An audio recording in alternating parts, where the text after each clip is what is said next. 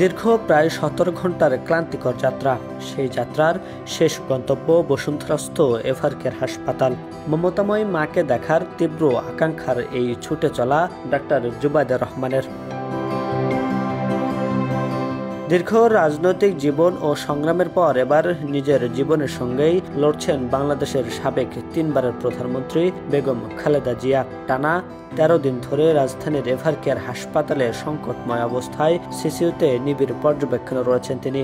এই কঠিন সময়ে তার পাশে দাঁড়াতে আজ সকালে দেশে ফিরেছেন পুত্রবধূ ডক্টর জুবাইদা রহমান। দীর্ঘ প্রায় 17 ঘন্টার ক্লান্তিকর যাত্রা, আর সেই যাত্রার শেষ গন্তব্য শাশুড়িকে একবার চোখে দেখা।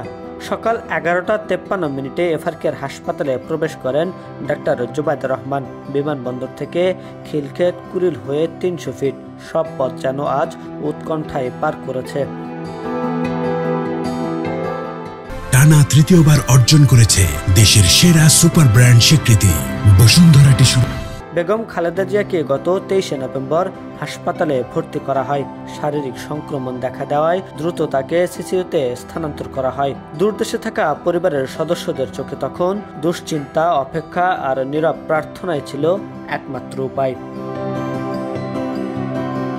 চিকিৎসক ও পরিবার সূত্রে জানা গেছে, বেগম জিয়ার অবস্থা অনুকূলে থাকলে আগামী রোববার জার্মানের একটি এয়ার অ্যাম্বুলেন্সে তাকে লন্ডনে নেওয়া হতে পারে। এই কঠিন যাত্রায় সঙ্গী হবেন ডাক্তার জুবাইদা রহমানও। দেশ ও জাতির জন্য জীবনের বড় অংশ লড়াই করে কাটানো খালেদা জিয়া এবার লড়ছে নিজের অস্তিত্বের সঙ্গে। তার রাজনৈতিক সহযোদ্ধা, সমর্থক সকলের একটাই চাওয়া, তিনি সুস্থ হয়ে ফিরে আসুক। আব্দুল হামিদ, কালের কণ্ঠ, ঢাকা।